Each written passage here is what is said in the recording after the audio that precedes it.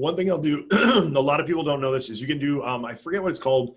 I don't remember the exact terminology, but it's like a sourcing request on Alibaba. So you can say like, here's my product. This is what this is what I need. This is what the information I need, how much per unit, what's your minimum order quantity? What's it going to cost me to send it by ship, by air? Most manufacturers these days have a relationship with, fulfillment with, what's the word I'm looking for here? Brain With fart. multiple like vendors, you No, mean? no, no, no. With shipping, suppliers? no, with shippers. When they Like freight forwarders freight forwarder. and That's the the word I ones was that looking will, for. Thank okay. you. The I have ones, three and then kids below 6, so you know how that works. Zero sleep. Freight forwarder. A lot of them have relationships with freight forwarders already, so they can give you all that information. Now, of course, when you get that information, you're going to want to cross-check that, especially if you're new, to make sure they're not trying to rip you off on the shipping side of things. But anyway, that's where you start collecting data from all these different suppliers. Now, when you do that, the next step's going to be that you really want to make sure that you're going to get some quality stuff. So I always say, or at least for us, we always do 3 samples minimum. And usually a good way that you can tell if a supplier's reputable or somebody that that you could probably trust is on Alibaba. There's filtering. So you can filter for different things. One's market. So like if they've sold $10 million last year or 20 million or something like that, that's a good filter to apply. Another thing that you can apply is the ISO filters. So ISO is like a manufacturing standard. You can filter by ISO. So like if the manufacturer is an ISO certified manufacturer, you're probably going to get better quality products. So you can start filtering these people out. A lot of times what's frustrating with those buying requests is people will just send you garbage that's like unrelated. So that's kind of frustrating. It is getting a little bit better. But anyway, so you get, once you get those numbers, that's when you start sampling. We always do a minimum of 3 samples. As you get bigger, you might want to hire an employee in China. Like we have a lady in China that we work with exclusively. And nowadays it's awesome. Like we don't almost have to do no work. We say, hey, we're interested in this. Go find us the best deal. And she goes out and gets it for us. So until you do that, though, you're going to have to kind of run through these steps. But anyway, it might be good to run through these steps before you hire someone because, yes. A lot of people are like, well, I want to hire someone right now. Give me a name.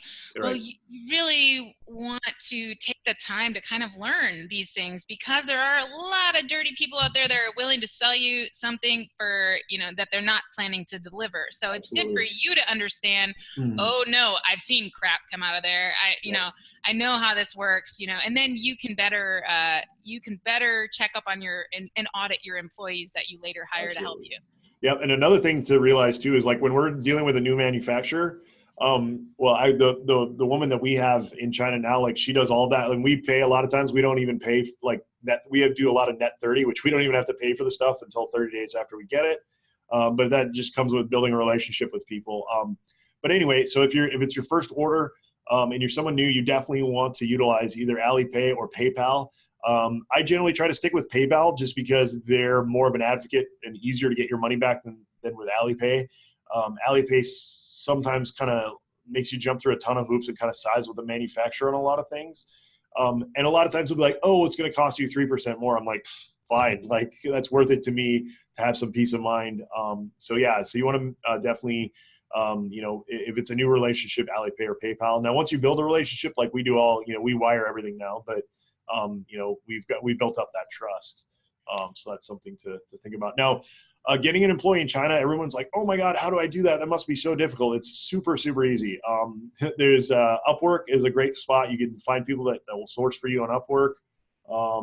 You can also you can actually jump onto, if you can't find somebody who sourced on Upwork, you can find a VA and have them go out and find a sourcing person for you, because they can go out on like WeChat and all these like Chinese channels and find people. So definitely utilize that. The cool thing about that too is a lot of them will work by the hour or by the task, depending on like how you want to do it.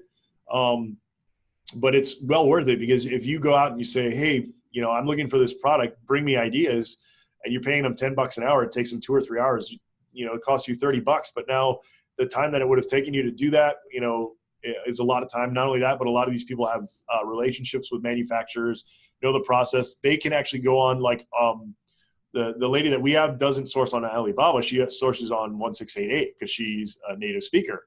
So you have a huge advantage with finding manufacturers at a better price if you have a native speaker able to source for you. So that's also something to think about. Yeah, because the prices and sometimes quality on like 1688 are, I think Alibaba has become so, and AliExpress has become so saturated now with not even factories. It's all like just Traders individuals that are just, well, I'm just going to put this product out there because I've figured out how to list on, AliExpress, and I'll go source it from the factory and I'll charge you an extra however many percent, right? Right. And that's the appeal of actually going to China yourself and meeting with, that's the appeal of Canton Fair now, because right. you're dealing directly with the factory. You're not dealing with a trading company or just an individual trying to upcharge you. So, and like you were saying, Andy, if you have an employee directly in China, then they are able to reach out directly to a factory. But you do have to be careful because, we were talking about this in our preparing for China webinar the other day. And really there are so many students in China, and this thing is going around now where the students are believing that they speak a little English, that they can now become sourcing agents and sell their services as sourcing agents, and they really don't know what they're doing. Right. So you do have to be a little careful about hiring, and making sure, like you were saying, that if you're hiring someone on Upwork, they have some sourcing experience and they know how to speak that language, and they know how to tell if someone's just trying to act like they know what they're doing, but they don't, right? Yep.